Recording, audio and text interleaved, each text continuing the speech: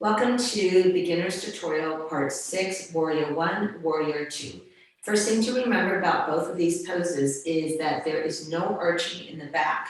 You'll oftentimes see people really having a big sway back. So putting one hand on your belly, one on your sacrum, pull the sacrum, the tailbone, the right hand down, and you'll feel that the hip bones move towards your ribs. That's a really good check-in to make sure that your core is nicely engaged, okay? Sometimes it can't be so obvious, but you want that energy. You have the hip bones and the lower ribs drawing towards each other, pushing your belly button to the spine. Then you can see that my core is nicely engaged rather than this arching, which goes right into the lower back.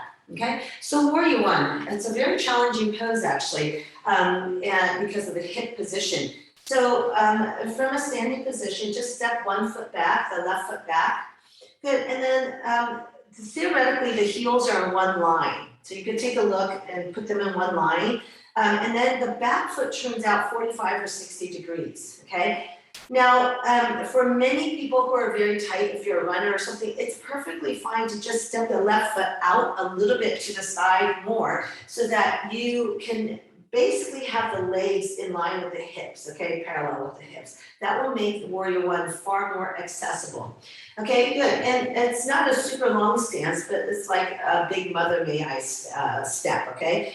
The back foot is the crucial one. You have to push down through the outside edge of the foot. You should feel your outside ankle stretching and the inner, the arch kind of have a lift to it.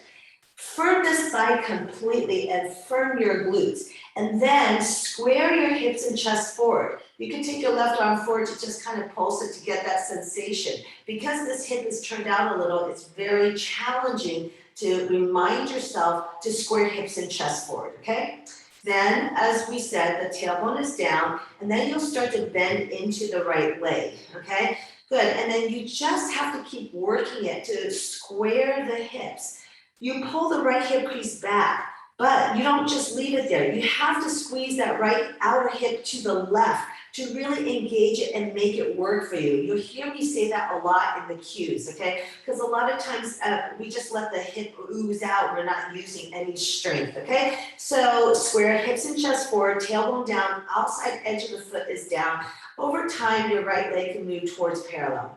And then you just take your arms up, keep your shoulder blades down, wrap the shoulder blades, good. And palms don't have to meet. They can if you have open up shoulders, otherwise parallel, and you can look up to your thumbnails for your gaze, your drishti. That's your Warrior 1. Warrior 2 is a longer stance. So let's start with our hips and chest facing the lengthwise of the mat and take your legs farther apart, okay? Further than your shoulder width. Then you pivot your front foot forward, my right one in this case. And typically the right heel, the front heel is in line with the middle of the back arch. So have a look. Some people will line up heel to heel. I like it with the middle of the back arch, okay? So here, I'm gonna just shimmy it out a little, depending on your flexibility, okay?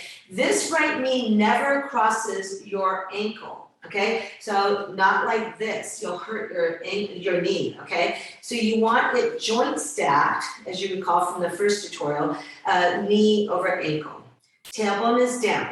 Now it's really important first, the outside edge of the left foot is parallel with the back edge of the mat, but then you just turn the toes in ever so slightly, like a few degrees, okay? So you can access the outside edge of that foot better. Again, the arch is kind of lifted and you're using the edge of the foot, you should feel your outside ankle stretching. This thigh and glute are massively engaged, okay? And then here, this hip, a lot of times you'll see people do Warrior 2 like this. But this hip actually has to drop down. Your body should be more vertical rather than leaning like Buzz Lightyear. So this hip, drop it down. So this hip as a checkpoint, it should be the same height over time when you can access it as your right knee, as the front knee. All right, good. So tailbone down. Now roll your shoulder heads back, squeeze your shoulder blades, and then take your arms out by the sides. Spread the fingers like starfish. Good, and reach the energy in 2 opposite directions. You don't want your ears coming up, okay? Really firm, like make your body as hard as a diamond. So squeeze and hug in isometrically. Hug everything to the bones. All right, so you know about the outside edge of the left foot from the kneecap, this kneecap, not hyperextending by pushing the knee back, but just drawing up the thigh. The kneecap is lifted. This hip is down. Now the right knee, think about the inner knee going forward and then to the right. Okay, you don't want it to collapse down. You'll hurt your knee, you'll collapse, you know, and if you have tight inner thighs, your body's gonna wanna do that. Then this right outer hip, again, just like before, you have to pull it back and then squeeze it to the left towards the midline of the body to make it work for you. So this is almost like trying to tuck under, squeezing under. This is going out and it sandwiches your thighs so it's perfectly in line. Your knee should track over your first two big toes, okay? And your dristy, the last thing that you work on is your gazing point. It's over the front middle finger. And there's your warrior two. Okay, thank you so much for joining me.